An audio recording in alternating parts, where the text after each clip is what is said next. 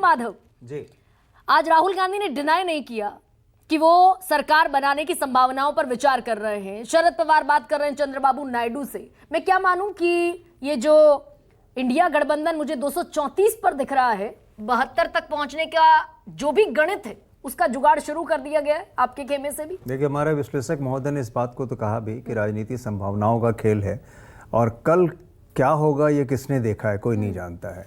लेकिन इसके बारे में कुछ भी मैं कहने में अभी समर्थ नहीं हूँ, इसलिए क्योंकि ये सारे निर्णय जो है जब अलायंस की बैठक होगी तो उसमें हमारे जो वरिष्ठ नेतागण है वो लोग लेंगे निर्णय। लेकिन एक बात जो सबसे महत्वपूर्ण है इस चुनाव के बारे में वो है कि मोदी का चेहरा, मोदी का चेहरा, मोदी मोदी जो हर जगह हो रहा था, तो ये हो गया कि वो चेहरा चाइनीज माल निकला। अब वो नहीं चला, अब टूट गया, ये सच है। दूसरी बात और भी है कि आपने शायद इस बात को भी गौर किया होगा कि शायद पहली बार भारतीय जनता पार्टी के अलायंस तो काफ़ी दिनों से थे, शायद पहली बार ऐसा हुआ है कि भारतीय जनता पार्टी के दफ्तर के पास साथ में दफ्तर में जो उनका गठबंधन है एनडीए, उनके पोस्टर्स लगे, इसके पहले कहीं नहीं। उन्होंने मोदी जी ने भाषण देते हुए, क्योंकि अभी आपको याद होगा कुछ पिछले दिनों पटना में रोड शो हुआ था जिसमें नीतीश कुमार बगल में खड़े थे, उनका कद इन्होंने इतना बौना कर दिया। और ये भी आपको शायद जानकारी होगी, अभी जो आप सम्राट चौधरी की चर्चा कर रही थी, सम्राट चौधरी ने पगड़ी अब तक नहीं खोला है कि उन्होंने प्रण किया था कि जब नीतीश कुमार को मुख्यमंत्री से हटाएंगे तभी हम अपना पगड़ी खोलेंगे, भले ही उनके साथ वो उप मुख्यमंत्री के रूप में हैं। तो बातें तो हैं, असहज रूप से असहज तो वहाँ महसूस कर रहे हैं, ये किसी से नहीं छिपा हुआ है। लेकिन आनंद, सवाल ये भी है कि उनके पास एनडीए, उन्होंने देखिए चुनाव से पहले अलायंस किया, एनडीए बनाया, एनडीए को बड़ा किया, सबको तोड़ा फोड़ा। जो आप आरोप लगाते हैं मैं उनको सही भी मान लूं तो भी एनडीए के पास भाई पूर्ण बहुमत है, 291 की टैली पर खड़ा है एनडीए। आपको पूर्ण बहुमत के लिए जरूरत है उस तोड़फोड़ की जिसका आप सदैव विरोध करते रहे। आप बिल्कुल सही कह रही हैं, हम कोई तोड़फोड़ नहीं करेंगे। जनता, आपने देखा कि पूरे सम्मान के साथ राहुल जी ने, हमारे खड़गे जी ने और सोनिया जी ने इस बात को स्वीकार किया। जनता ने जो भी मैंडेट किया उसको हमने सर माथे लगाया। लेकिन जो सबसे बड़ी जीत जो ये है इस बार इस चुनाव का, कि ये जनता की जीत सही मायने में इस मकसद से मायने है। आप ये कह रहे हैं फिर आनंद माधव कि नीतीश कुमार अगर आएंगे तो आप स्वीकार नहीं करेंगे, चंद्रबाबू नायडू आएंगे तो स्वीकार नहीं करेंगे। मैंने कहा ना, राजनीतिक संभावनाओं का खेल है, कल कौन आएगा, कौन कहाँ जाएगा, ये कौन जानता है। हो सकता है अभी आप पहले ही शुरू में भी कह रहे थे और इसके पहले भी मैं सुन रहा था कि भारतीय जनता पार्टी के अंदर में भी कई खिचड़ियां पक रही हैं। कई लोग, जैसे राजनाथ सिंह के ट्वीट को ही देख लीजिए आप, तो उन्होंने पहले ट्वीट करके सिर्फ नड्डा जी को दिया बधाई और उसके बाद फिर दूसरा ट्वीट उनको शायद रियलाइज हुआ होगा कि नहीं, अभी तो शायद नरेंद्र मोदी जी हैं ही, तो फिर उनको बधाई दिया। तो तलखियां तो वहाँ भी बढ़ी हैं। और ये चलता रहता है, ये प्रक्रिया है, ये अनवरत प्रक्रिया है और इस प्रक्रिया में कब होगा ये हम नहीं जानते। और ख़ास करके जो उन्होंने पूरा जो नैरेटिव सेट करने का प्रयास किया था और जिस तरह से पहले फेज के चुनाव के बाद, खास करके दूसरे फेज के चुनाव के बाद उनका जवान लड़खड़ाने लगा था, कभी भैंस की बात कर रहे थे, कभी मंगलसूत्र की बात कर रहे थे, कभी पाकिस्तान की बात कर रहे थे, कभी वो इस तरह से वो पूरे चुनाव को।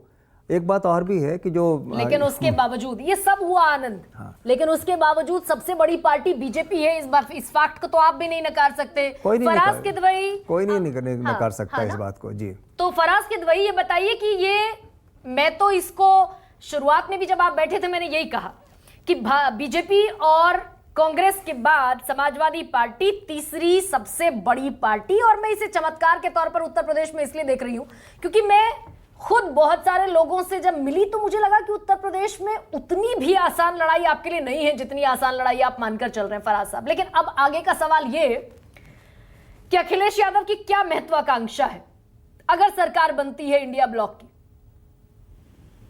गरिमा जी, हमारे राष्ट्रीय अध्यक्ष आदरणीय अखिलेश यादव जी की सिर्फ एक महत्वाकांक्षा है कि श्रद्धेय नेताजी और मान्यवर कांशीराम साहब ने जो लड़ाई एक शुरू की थी, मान्यवर कांशीराम साहब ने कहा था कि हम तब तक चुप नहीं बैठेंगे जब तक के व्यवस्था के पीड़ितों को हम न्याय नहीं दिला देंगे। पेपर लीक हुए थे, 69,000 शिक्षकों की जो भर्ती हुई थी, उन सब के लिए लड़ाई जो हमारे राष्ट्रीय अध्यक्ष आदरणीय अखिलेश यादव जी ने शुरू की है उसको आगे बढ़ाएंगे और न्याय दिलाएंगे, सबसे पहली बात। दूसरी बात गरिमा जी ये है कि मैं अगर आपको एक शेर पढ़ूं तो आपको पूरे दिन का डिस्कशन उसमें समा जाएगा। और वो शेर है कि है अमीर कारवां से मेरी अर्ज मुखलिसाना, जो बढ़ा है अपनी हद से बहुत चला नहीं है। गरिमा जी, ये जो अमीर कारवां से मेरी अर्ज मुखलिसाना, मेरी अर्ज मुफलिसाना। मुफलिसाना हाँ। जो बढ़ा है अपनी हद से, बहुत चला नहीं।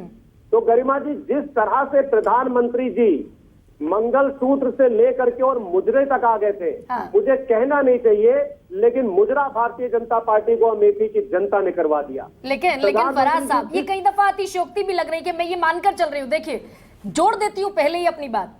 उत्तर प्रदेश में ये यकीनन बड़ा डेंट है भारतीय जनता पार्टी को, लेकिन उसके बावजूद 10 साल की सरकार के बाद भी आप उतना बड़ा डेंट कि भाई सफाया हो गया, वो नहीं पहुंचा पाए।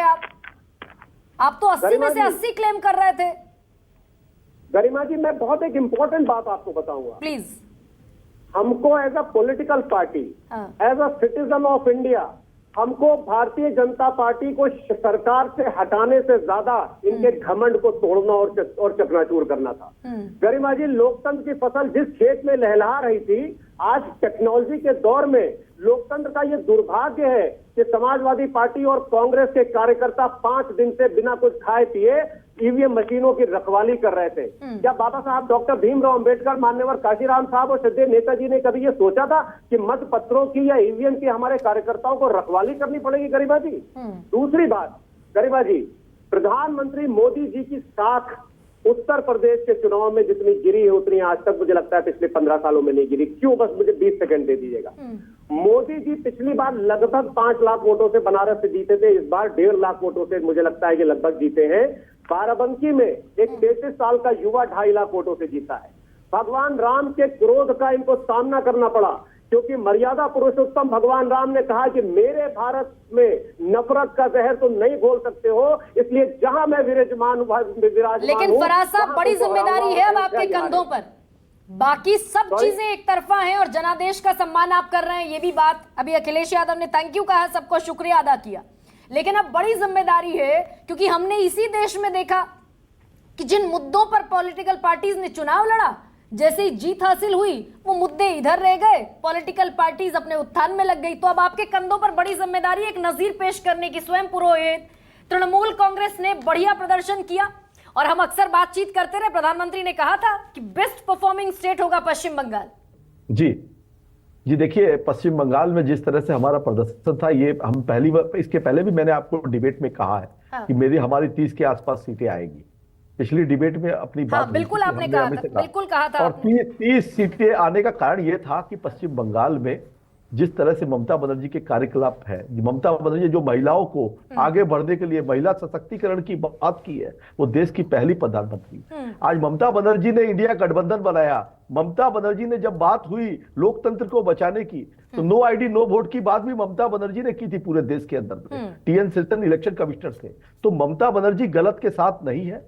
अगर कोई भी व्यक्ति गलत है उसके साथ ममता बनर्जी नहीं है। ये जो हार हुई है मोदी के अहंकार की हार हुई है, जिसने फेडरल स्ट्रक्चर को तोड़ने की कोशिश की। ये गणतंत्र जो है, लोकतंत्र है, वो सभी पार्टियों को लेकर के चलने के लिए, मगर जिस तरह से विपक्षी पार्टियों के ऊपर में ईडी सीबीआई का डर, छोटे व्यापारियों की जो हालत है, बेरोजगारी जो बढ़ गई है देश में, देश की जनता ने ये वोट दिया है और मोदी को हराया है। अगर उनमें थोड़ी सी भी अगर वो रहे कि हम इतने बड़े नेता है, विश्व गुरु है, अब की बार 400 पार का नारा दिया था, पार्लियामेंट पे खड़े होकर के 370 की बात की थी आपने, और उसके बाद में अगर आपको 240 नंबर मिलते हैं तो आपको आज जनता के सामने जाके बोलना चाहिए, जिस तरह राजीव गांधी ने कहा था 197 सीट आने के बाद कि मैं सरकार में नहीं आऊंगा, हम विपक्ष में बैठना पसंद करेंगे। ये चीज होती है राजनीति। मगर इनको क्या करना है, इन्होंने क्या किया, आप देखिए कैसे अडानी के शेयर कल बढ़े और आज गिरे। अच्छा, ये बताइए स्वयं ये बताइए, इंडिया ब्लॉक सरकार बनाने की पहल करेगा क्या? नहीं, देखिए ये बड़े फैसले हैं। ये मैं एक छोटा साधारण सा कर्मी हूं। करनी चाहिए क्या? करनी चाहिए क्या? देखिए एकदम करनी चाहिए। और हम चाहते हैं नीतीश कुमार को, तेलुगु देशम के जो है उन सबको, जितने भी सेकुलर पार्टियां हैं, उन सबको मिल करके ये एक विचारधारा की जीत है। ये गांधी के विचारधारा की जीत हुई है।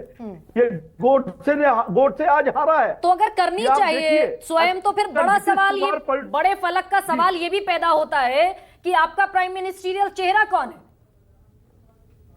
ये प्राइम मिनिस्टर अगर मुझसे पूछेंगे तो मैं ममता बनर्जी से बेहतर किसी का नाम नहीं लूंगा। तो ममता बनर्जी फिर बंगाल छोड़ देंगे? नहीं, ममता बनर्जी के बंगाल के अंदर में बहुत पढ़े लिखे लोग हैं, बहुत लोग हैं जो चला सकते हैं। नहीं, तो चीफ मिनिस्टर पद तो छोड़ना पड़ेगा ना सर। सीएम की कुर्सी छोड़नी पड़ेगी अरे स्वयं। नहीं, वो देखिए, मैं नहीं बोल सकता। आप अगर मेरा फैसला, अगर इसको आप नीचे चला देंगे कि प्रवक्ता ने कहा, ऐसा मत चलाइए। मैं बिल्कुल नहीं दीदी का चलाऊंगी, मैं फैसला आपकी दीदी खुद प्रतिबद्धताएं और आपकी लेगी, मर्यादाएं दीदी खुद समझती लेगी। हूं। हाँ।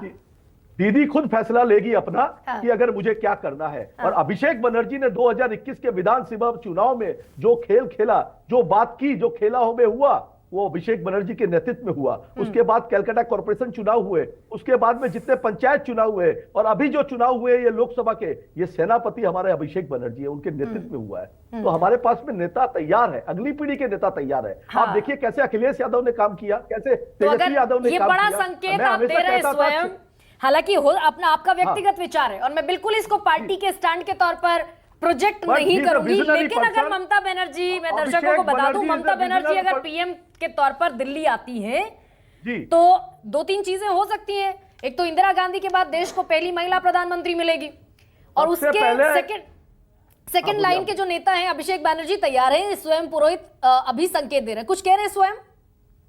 ना, मैं कह रहा हूं कि आपने जो कहा सबसे बड़ी बात होगी कि बंगाल से पहला प्रधानमंत्री होगा पूरे देश से। हाँ, प्रणब मुखर्जी बनते रह गए थे। दक्षिण भारत से, तो बंगाल से पहली प्रधानमंत्री महिला नेत्री हो, ये हमारी इच्छा है, हमारी एक तृणमूल कांग्रेस के कर्मी होने के। फराज साहब सहमत हैं आप? और पूरे देश में सबसे बड़ा रेगुलर चेहरा है ममता बनर्जी। नहीं, वो ठीक है, सेक्युलर चेहरा है वो खैर आपका पार्टी का अपना एक स्टैंड है। फराज, ममता बनर्जी के नाम पर तैयार होगा इंडिया गठबंधन? बड़ी हाइपोथेटिकल से डिबेट कर रही हूं मैं। देखिए गर्मा जी, समाजवादी पार्टी का एक कार्यकर्ता होने के नाते ये मेरी ख्वाहिश है, मैं अपनी ख्वाहिश बता रहा हूं कि इस देश के प्रधानमंत्री आदरणीय अखिलेश यादव जी भी हो सकते हैं, लेकिन जो कोऑर्डिनेशन कमेटी का फैसला होगा वो सबको मंजूर होगा।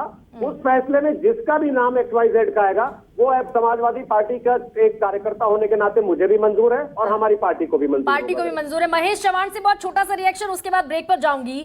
महेश जी, शरद पवार ने चंद्रबाबू नायडू से बात की है, ये सही खबर है या इसमें अभी कुछ धैर्य रखने की आवश्यकता?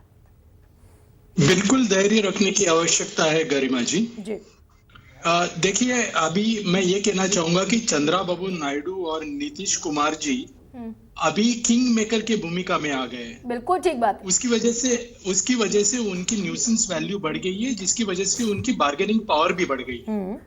अभी बिल्कुल सही है कि सिंगल लार्जेस्ट पार्टी के हिसाब से भारतीय जनता पार्टी उभर कर आगे आई है, लेकिन वो उन 240 सीटों का क्या करेंगे अगर चंद्रबाबू नायडू और नीतीश कुमार जी बाजू में हो जाते हैं?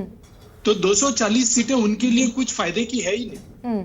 तो मेरा कहना ही यह है कि ये पूरा अभी इन दो पार्टियों पर डिपेंड करता है कि उनको किनके साथ रहना है। और अगर आज तक का आपने उनका रिकॉर्ड देखा होगा तो चंद्रबाबू नायडू भी और नीतीश कुमार जी भी, अभी फिलहाल नीतीश कुमार जी 1-2 महीने पहले इंडिया के संयोजक रह चुके हैं और उनकी प्रधानमंत्री बनने की मंशा भी छिपी हुई नहीं है। तो ये ऐसा नहीं है कि वो अप्रोचेबल नहीं है, वो बिल्कुल अप्रोचेबल है। लेकिन इंडिया गठबंधन की कल एक मीटिंग होने वाली है, वो मीटिंग में नेता कौन होगा गठबंधन का ये डिसीजन लिया जाएगा। और जो प्रधानमंत्री के चेहरे की अभी आपने बात छेड़ी थी, तो प्रधानमंत्री का चेहरा तो जो चुने हुए सांसद है उनका अगर उतना नंबर होगा तो वो उनमें से कोई एक को प्रधानमंत्री करके चुनेंगे।